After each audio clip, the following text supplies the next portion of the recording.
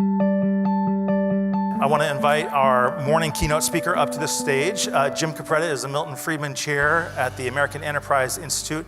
Jim is one of the few national leaders who is trying to use data and real-world experience to drive what he thinks are better health policy solutions. And so he's got a tremendous perspective, and we're really honored you came out from Washington, D.C. to be here with us. Yeah, Let's give him a round of applause. Great, thank you. Jim Capretta. Thanks, sir. Thank you. Take her away. Good morning. Thank you to DJ to allow me to come out and be with you this morning. It's great to be out here in Oregon. I'll admit it's my first trip, so glad to have made the trip to Portland. So I come from, as DJ indicated, from Washington, D.C., and I'm here to help. So that's a joke. So look, there's lots of things going on. Obviously, there's deep divisions in our politics, and it'll be reflected in some of the things I say this morning. But I guess one of the themes I want to go through here is that kind of keep your eye on the big picture a little bit and see, with all the sound and fury going on, it's good to kind of step back a little bit and say, well, what's really happened? And so let's talk a little bit about where we are in a big picture sense, and maybe that can help inform many of the Oregon-based discussions you'll be having as the day unfolds. All right, so the Affordable Care Act passed in 2010. President Trump campaigned on repealing it and replacing it, kind of. But we've had, a number of years of experience now, right? So it really went operational in 2014. And the Census Bureau reports annually on where we are in terms of insurance coverage. So the latest data was through calendar year 2017. And this is just straight out of the Census Bureau data tracking insurance status over time. And of course, one of the main purposes of the Affordable Care Act was to reduce the number of people in the United States who are going without health insurance.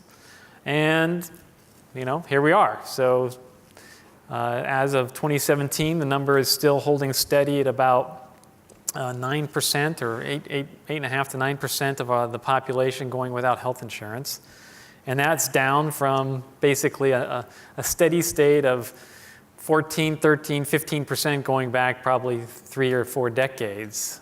So the main provisions of the Affordable Care Act that subsidize a large number of Americans into Medicaid and into the exchanges through the premium credits that are payable through the exchanges that were set up. Those two provisions in particular brought a large number of lower income Americans into health insurance who didn't have it before. I think that's indisputable, and the data sort of bears it out. I don't think that's even going to change, by the way. So even when Republicans have talked about repealing the law, if you watch and carefully the debate as it unfolded, basically at the end of the day, they don't have the votes to get rid of the subsidy structure. So my own view at this point is that money that's been pretty much essential to making the insurance gains that we have seen is probably pretty well protected. We'll talk a little bit more as I go about what might happen otherwise. But all right, so another big part of this, though, is the insurance plans that are being offered through the exchanges and what's been happening to them over time, and lots of contention around the country about that. Obviously, it's a huge regional variation in terms of the experience, but this data reflects essentially a nationwide trend because it looks at the average monthly premium in the federally run exchanges, so just in the states that have the federally run exchanges, but the second lowest silver premium plan for sort of a stylized case, 27-year-old enrollee. You could have picked a different number and a bit different age, and basically the pattern is the same, but this is the data that's available, accessible through CMS. So what does it look like? Well, it looks like in the first few years, 2014 through, the dates aren't shown at the bottom, obviously. There's a mistake on the slide there, sorry about that. That 2018 number is 2014, and the 406 number is 2018. So, 2019. So, basically the pattern here is that the premiums were pretty steady in the first couple of years, basically in part because the insurers who are participating didn't have much experience. And candidly, I think there was a little bit of pressure to come in pretty low, both from the state authorities as well as the federal government. There was a sense of, hey, we need to get this thing up and running. You set the premiums too high, you're going to scare off customers, you're going to scare off the policy community. Let's try to make sure that these come in low. So they brought them in low and they mispriced the product. And they've had to catch up through 2017 and 2018, obviously very big increases in the premiums. But ironically, 2019, it looks like it's going to go down just slightly relative to 2018 in terms of the premium. So that tells you a couple things. One, that the catch-up worked, that they added to the premiums in 17 and 18, basically brought the insurers to a place where they were losing money. And also that in a number of states that have moved forward with reinsurance plans to try to backstop the insurers above a certain claims level, that's also working. So in the states particularly that there's now I think 6 that are moving forward with it, that is working, and premiums actually are dropping by even larger percentage points in the states that are moving forward with a reinsurance program. So, here's this funny thing about our policy world is that President Trump came in saying that the Affordable Care Act is dying, and it's on its way out. You remember what he said, et cetera, et cetera, et cetera. And now the Secretary of HHS is claiming credit for reducing the premiums in the Affordable Care Act exchanges, right? So consistency isn't always really a Washington strong suit. Where are we with insurance participation? This is also another concern about the overall policy and where we're going with this, and I think it remains a concern, which is that the exchanges were supposed to foster competition amongst plans. And so far, there is some competition. About half this chart is from the Kaiser Family Foundation. Basically, it shows in that bluish color, those are the counties in the United States that have at least 3 or more insurers competing. The light blue color there is 2, and the orange is only 1 insurer. So, you basically got half, 3 or more, a quarter of the country at 2 only, and a quarter of the country just 1 participating insurance plan. So you got a pretty large part of the United States where maybe more low density populations, but still fairly large enrollment in plans where there really isn't great competition. So I think one of the concerns with the Affordable Care Act is what is the level of competition that's taking place? Its premise was that you'd have pretty intense competition driving down the premiums. We may have to revisit that going forward because it may not be quite enough in certain parts of the country for that to work. Then there's the Medicaid expansion. Just to bring everybody up to date on that, we're slowly moving toward adding a few more states. Currently, there's 33 states that have expanded Medicaid plus the District of Columbia. So 17 states have not yet taken up the Medicaid expansion. 3 are now actively considering expansion under certain circumstances: Utah, Idaho, and Nebraska. The other states are pretty much still in the hard no categories. And that won't change, I don't think, quickly, but it may, depending on election outcomes, both in 2018 and 2020, you might start to see even some of those states reconsider their position based on what happens. Okay, then the other big issue here really is costs, something DJ talked a lot about in his comments, being good stewards of the money that's been entrusted to the health system. Obviously, over the long run, the United States is grappling with a major problem in this regard. And I think this is important to step back from some of the noise one hears around health spending and maybe turning a corner or improving, and there obviously is lots of things going on to improve the value of the service provision to patients, to try to drive out costs, make the service delivery system more efficient and productive. But the question is, did the Affordable Care Act itself usher in a new era where costs are moving in a fundamentally different direction? And to answer that question, one really needs to look at the data, right? So you can't just look at anecdotes, you can't just look at what's going on in my community, or, our hospital's working better than it did, and so on and so forth. You got to get in a big picture, overall look at this, because the whole system has to be financed. And I think sadly the case is that it probably hasn't had a huge effect yet. So why do I say that? Well, just looking at the data from the National Health Expenditure Information, if you look at inflation-adjusted average annual growth rates, both pre and post enactment of the Affordable Care Act, they basically haven't changed that much. Now, Medicare is different. Medicare has slowed down somewhat, mainly through very tight payment rate reductions, particularly on the hospital systems.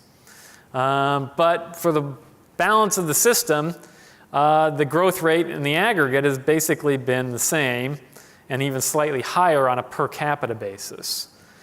So I think this is not to say that many of the things that are going on that were spurred on by the Affordable Care Act won't bear more fruit going forward, or they're in the early stages. Obviously, health is a huge, complex system. Even 5 years isn't long enough to kind of get something going. It takes a long time to change the direction of, as I was saying last evening, a supertanker. And so these provisions shouldn't be abandoned necessarily, but the idea that, I will say that there was a little bit of overconfidence, I think, in the first couple of years after the Affordable Care Act. We started to hear that saying, we've really turned the corner, we brought new value to the system. And I kept thinking to myself as I looked out, and I'm sure many of you have long experience in the system also, I thought, boy, they don't know what they're dealing with here. So this thing has got a lot of aspects to it, and getting costs under control is one of those things that is going to take probably a generation to achieve. All right, so President Trump came in saying he's going to do a lot of things and, change the whole health system around and so on. And I think it's worth just sort of looking at the big picture of what exactly has changed since the Trump administration came into office. And I think there is one big thing that they have done so far, very notable, and it was passed through legislation, and it probably will not be reversed at the federal level, and that was the elimination of the tax penalty associated with non-enrollment in health insurance.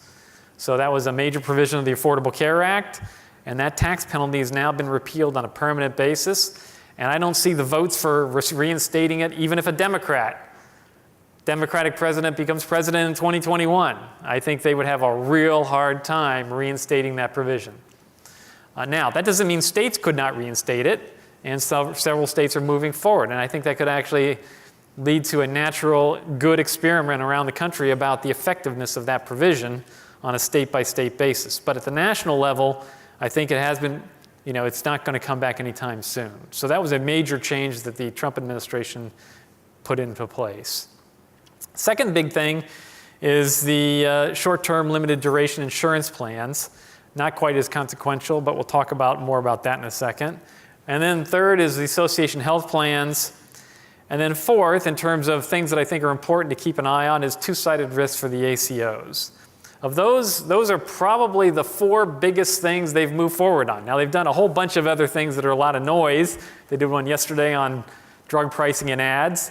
Who knows what the effect of that will be. But these four actually will change things on the ground in a way that will be noticeable, I think, in pretty much every community in the country. So they're worth talking about and thinking about. On the short-term limited duration insurance plans, I think here there's great concern in a lot of communities about what is the effect of this on the insurance pool in the exchanges? And I think that's an understandable concern. On the other hand, when you look at the analysis that the Congressional Budget Office has done on the provision and on what some other outside observers have said about it, it's possible because there were a fair number of people who were unhappy with the insurance offerings in the exchanges. They tended to be people with slightly higher incomes and in slightly better health, okay? And the exchanges were a huge benefit to people between 138% of the federal poverty line and about 250% of the poverty line. Above that, the premiums start to get pretty hefty.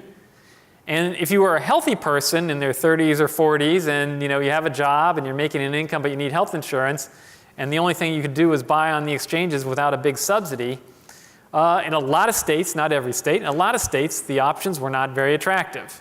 They're pretty expensive, big deductibles and high premiums. And so this product all the criticisms against it can be leveled, I think, accurately. This product is aimed really at that population. And it is possible that by introducing it, you might end up taking a little bit of the political steam out of opposition to the subsidy structure and the pooling that's going on in the exchanges. If some people can get an option that's outside the exchanges that's slightly less expensive, perhaps their animosity toward the premium levels that are taking place in the exchanges will be reduced. So in terms of the consequence of this provision for the overall operation and politics of the exchanges, I'm not convinced yet, I could be wrong, but I'm not convinced yet that this is actually going to be a huge net negative. It may actually be creating a separate set of insurance options for people that weren't going to participate in the exchanges anyway, because they didn't like the products. And so, we'll have to see what happens as that plays out. Anyway, that is now live, and literally in the last few days, plans have been allowed to be sold in states that have authorized it. Okay, so is there any prospect of legislation? The short answer to that is, I'm from Washington, so the answer always is no, right? So doing anything to fix our system and make it improve a little bit, it's just bogged down in the politics that is holding up many aspects of problem solving in Washington. But there was an attempt in the spring to move forward legislation and try to do it in a pretty incremental, small way. And they negotiated for months. Remember, it started out as Alexander Murray, Senator Lamar Alexander from Tennessee, Senator Patty Murray from Washington, a Democrat, Republican and Democrat, were working together on a bipartisan sort of small series of fixes to the Affordable Care Act that both parties could agree to. That fell apart for political reasons. In the end, there were 4 Republicans that got together, 2 in the House and 2 in the Senate, and they put together a package that they were still hoping to move forward and maybe attract some Democratic votes. And this is sort of the summary of what that bill was. And it was a pretty middle-of-the-road package, frankly, but basically it was going to do just a few things. One was to restore the cost-sharing reduction payments that were terminated by the Trump administration, but are now being loaded into silver plans, by the way. Loosen some rules around 1332 waivers for the states. Allow anyone participating in the exchanges to get the copper plans, the below bronze and higher deductible plans. More funding for outreach and enrollment. And something around state compacts to appease some of the more Republican leaning supporters. So it was a pretty small package of things, but even that didn't make it across the finish line because of political opposition at the end of the day. So the reason I bring this up is if they were to resurrect some kind of bipartisan bill, they'd probably use this as a starting point and try to negotiate from there, because some of this was informed by Senator Murray's participation with Senator Alexander earlier in 2018. The next political debate. This is on a lot of people's minds in Washington, probably around the country as well. I think what's shaping up here is that, ironically, maybe the 2 parties will agree on having a big fight about this again. And the big fight may or may not play out this way, but Republicans are kind of eager to run against Medicare for all. I think they're working themselves up into saying that they would like that to be a proposal and make that an idea that gets associated with their opponents at the congressional and Senate level, but also at the presidential level. And so they're going to try to make that an issue even if the Democratic Party doesn't fully embrace that concept. They may try to make it their idea by just asserting that it is their idea, even if only some of them are for it. So they may run against Medicare for all, both in the last month of this race and also going into 2020. Their problem, of course, has always been they're pretty good at running against things and never that good at being for anything, okay? So here we are 2 years into the Trump administration, and it's really still not all that clear what is their plan for trying to make an improvement. If they wanted to repeal the Affordable Care Act, what would they replace it with, so to speak? As I indicated, the repeal is likely to be whatever they were for. They're probably not going to repeal much of the basic spending structure of the Affordable Care Act. And the House races that are going on around the country right now, they're all saying they're for the pre-existing condition protections. So the amount of things that they're now able to repeal is dwindling kind of as months go by. But if they were going to embrace something, the last thing on the table last year was this idea from Senator Graham from South Carolina, a Republican from South Carolina, Senator Cassidy from Louisiana, the old Graham-Cassidy bill. Basically, their idea was just to block grant the funding and send it to the states and allow them to control it. So if there's any idea that they might unify behind as a political matter, I'm not saying they were going to try to pass it or they could pass it in 2019 or 2020, but if Trump were to run on something and say, I'm for it, I kind of doubt he will. But if he were to do that, the most likely candidate is some modified version of block granting to the states. Some modified version of Graham-Cassidy, which is actually pretty easy for the Democratic candidates to run against, as I should add as well. My guess, though, is that the Trump team will probably look at all the healthcare landscape and say, this is not a great issue for us. True. And number two, say that why don't we run against high drug prices and all he's doing on that, and pick a couple of sub-issues that he uses as his political talking points going into 2020. I think that's a more likely scenario. On the Democratic side, it's obvious that there's a big split in the party over tactics here. I think there's a lot of energy, as we all know, because of the Trump administration and all that's unfolded politically around the country. There's a lot of energy to say we need to move forward with a bold idea to fix healthcare once and for all in a way that the Democratic Party would support, and that is Medicare for all.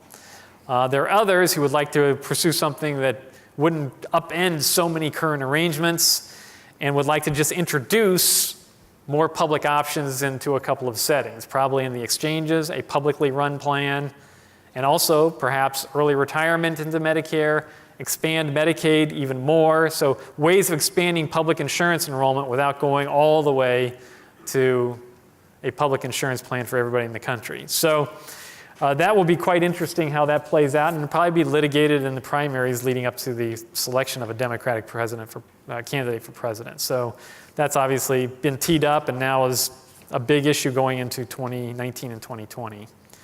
It won't be settled in the midterms because the candidates are all running on different versions of this, and it'll only be settled, I think, probably through the presidential process. All right, so one last point to make. Obviously, there's just big disagreements as DJ was trying to make a point, I think it's really relevant to Washington as well, which is they need some way to have disagreements in this country about things that matter, right?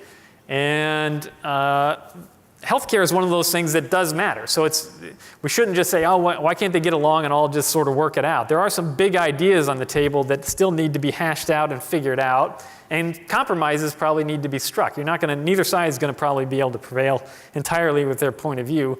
But what is the fundamental disagreement? I think that's useful to even think about. And it really gets down to this question of what could be put in place that would bring about continual improvement in the value proposition in healthcare. Isn't that our fundamental problem, really? I mean, the idea basically is we're kind of wasting a lot of resources. The quality is uneven.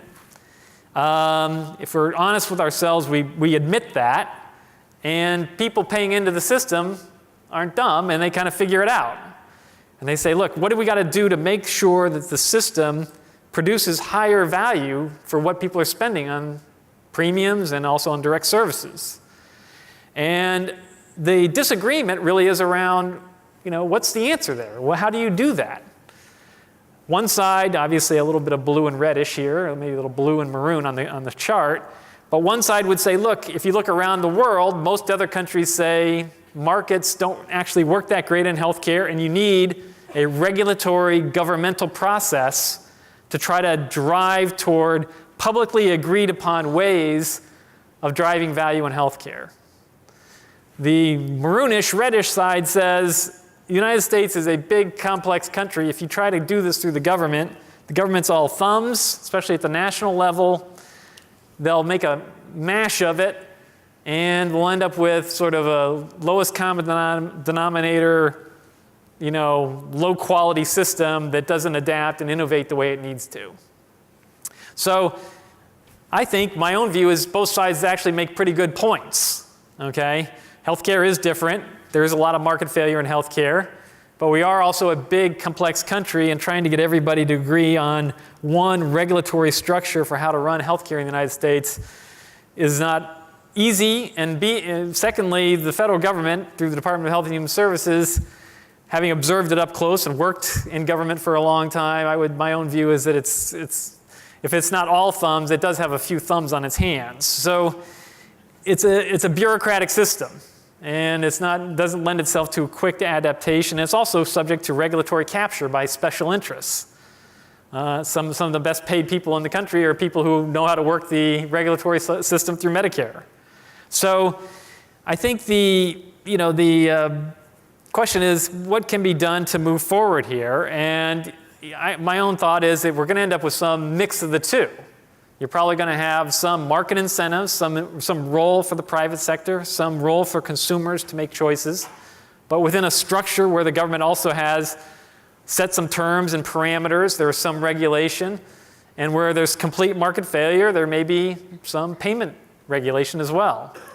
And so I won't go through all the details on this slide. I think just understand that the point of this is to understand that there are some difficult things that are at the heart of disagreements about national policy on healthcare. One side would like the much more regulatory governmental approach. One side would like a lot more market, consumer-driven approach. And both of them tend to have data and arguments on their side. The question is, can we find a compromise that allows a good mix of the two to work better, in the next 25 years maybe than it has in the last 25. So I think I'll just stop there and maybe have DJ ask me a few hard questions. Thank you very much. Thank you.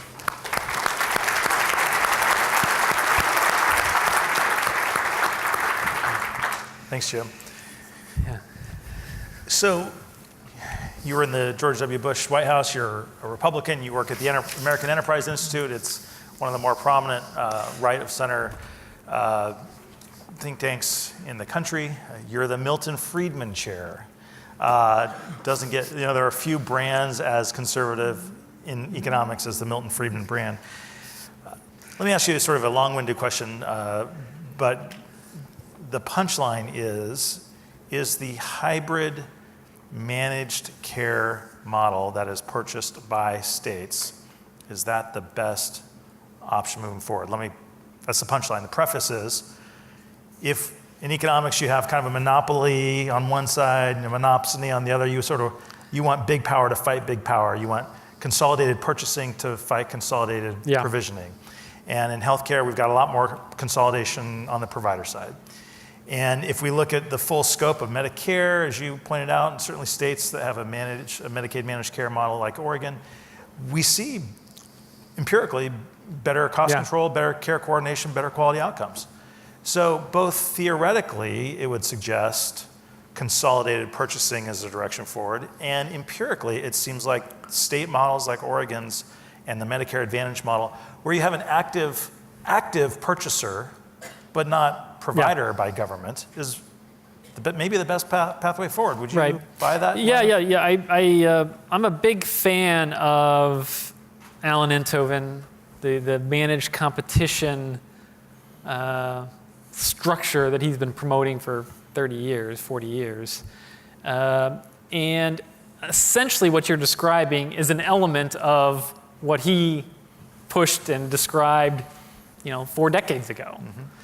With Dr. Elwood. And so I do believe that's a big element of what needs to happen. Now, to really run an effective managed competition approach to health insurance and then also deliver, remember the key insight of managed competition is that the consumer is not in a good position to judge on the individual merits of an individual provision of a service. So there's a massive differential in the power between a consumer and a supplier because the supplier understands medicine and the consumer doesn't really. So a physician can say anything, and the patient's going to say, well, the physician told me, I needed this, therefore, what am I going to say, Most of us, when we admit it, or are honest with ourselves, admit we're kind of in that position, unless we're a physician. And so the key insight of managed competition was don't make the individual consumer try to figure all of that out, but an individual consumer can look at a broad integrated health system and say, on a lot of different metrics that are measured, and say, is their quality better than another? Is Kaiser Permanente better than the sort of less integrated system that's competing with it? And there's lots of evidence that it can work. And so you do consolidate demand. The insurer delivery system, which is formed and merges together in managed competition, is responsible for then driving the productivity improvement in the delivery system. Mm-hmm. Now, of course, our system has grown up where the gap between the payer and the delivery system is, in many communities, much wider than it is in Kaiser Permanente. So not all the country is run like that. In fact, very small percentage of it is. So how do you get to a system where people want to enroll in that? It's a big cultural move to move in that direction.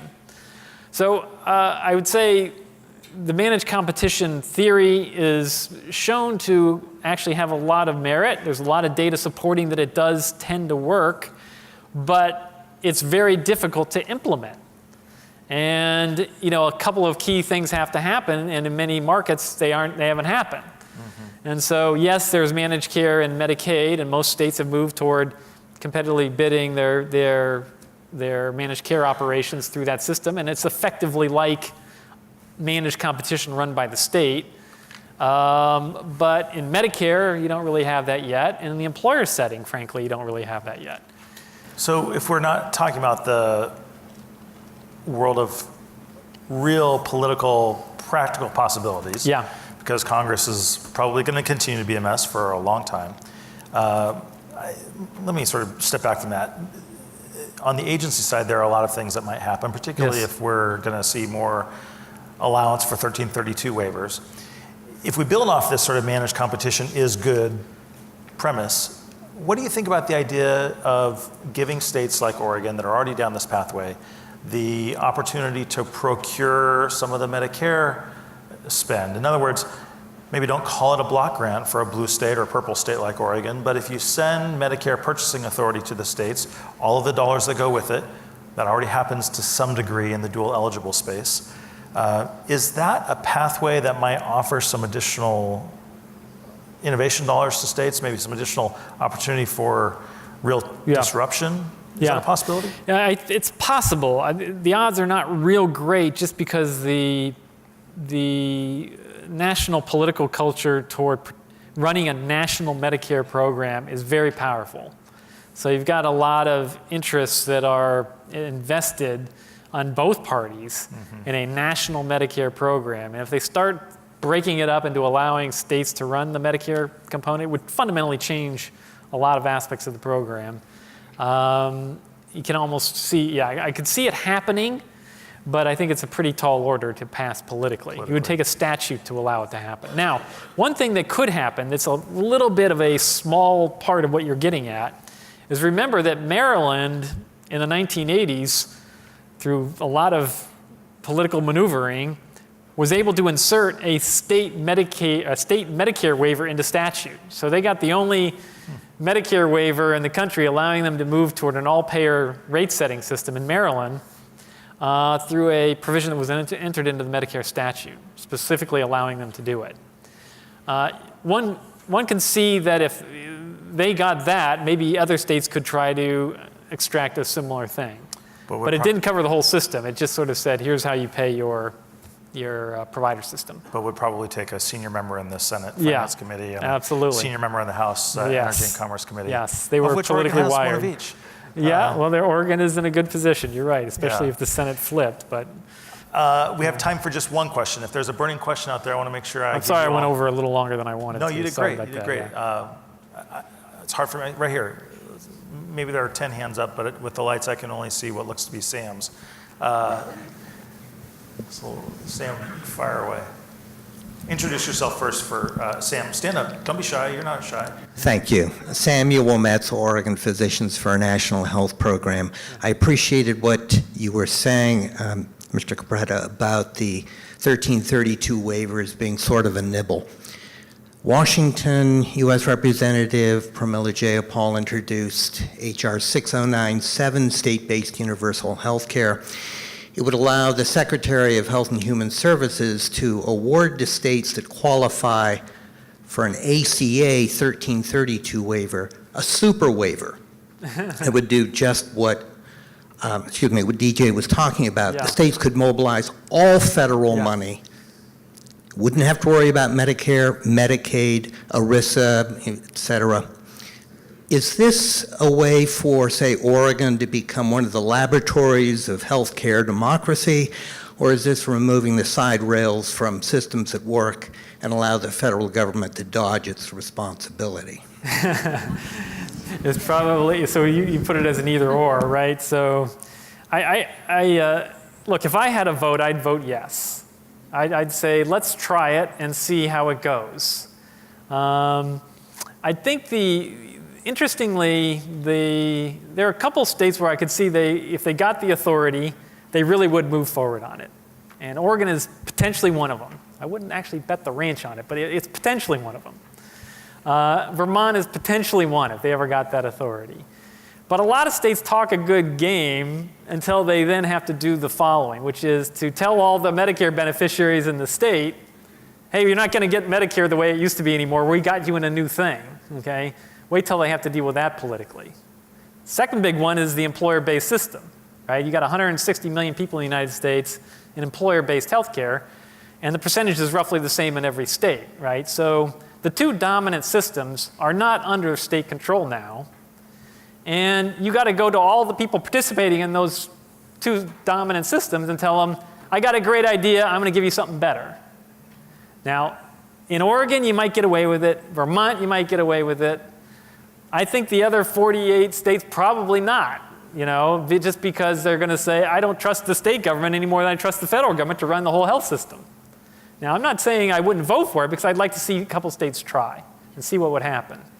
But the politics, I'm here on policy, but I mean, the politics I've seen it enough to know that it ain't that easy, which is why it hasn't happened. Let me ask you just this last question. Yeah. There aren't a lot of Republicans. I mean, you're the Milton Friedman Chair. I mean, that's the most Well, I could tell you a name. long story about why that happened, but that's too long to tell you. Yeah. It's more about, You don't get to run from it. You got to own it. I am not Milton Friedman. I wouldn't pretend to even be able to close. I mean, he's a giant in economics, and I just happen to be sitting in a think tank. You are not a centrist, I guess is the point I want to make. You're at the American Enterprise Institute. You were in the George W. Bush administration. Yeah. You're a Republican. He's going to keep using that label no matter how, Well, I want to... whether I like it or not, right? I want to highlight, it went over better when we had you in Texas. But I want to highlight that there just are not a lot of thought leaders on either side really kind of wading into this ugly, uncertain gray area. And not going to ask you to sort of comment on the Democratic side, but on the Republican side, how do we get more folks to engage in the ugly, uncertain gray area of health policy? Yeah. The truth is that everybody knows it, and I see it myself just as a reflection, that since candidate Trump and now President Trump came along, the ability to get the political leadership focused on the difficulties of governing and some of the nuances and the complexity of governing has not been there. Mm-hmm. So my own view is that they did a terrible job on repeal and replace, in part because they were just unwilling to deal with the fact that the world is not that simple. Yeah. And you're going to be in a messy, if you're going to enact something that actually would work, you're going to be in a messy situation. And it's not going to be a slam dunk, and you're going to have, 45% of the country is going to hate what you did. but you got to make it work. And some of the 45% are going to be your own people that are in your own party. And so, you have to kind of just live with the fact that it's a messy situation and it's not going to lend itself to a simple answer. And I don't see that at the moment, but I have a lot of faith in, well, one thing I would say is that what's going on at HHS is a little different from what happened in the first year of the Trump administration. I mean, I think Secretary Azar is very capable and he understands what's going on. You got 20 seconds. And I think the things that are happening there are closer to the vision of what you want. Yeah. In other words, they are grappling with some of the complexities. I don't know what I want. I'm just trying to create a constructive conversation. Yeah, so anyway, well, I hope that's listen, helpful. Jim Capretta, thank you for coming all the way out. I appreciate you letting me treat you like the ambassador from the Republican Party. Exactly. We'll do the same thing with Pat Allen later in the day. Okay. And certainly difficulty in political leadership is not a partisan issue. There's plenty of that to go around. Yeah. So thank you, sir, for coming out. Let's give a you're round of applause. Thank you. Thank you. Thank you. Yeah. Appreciate it.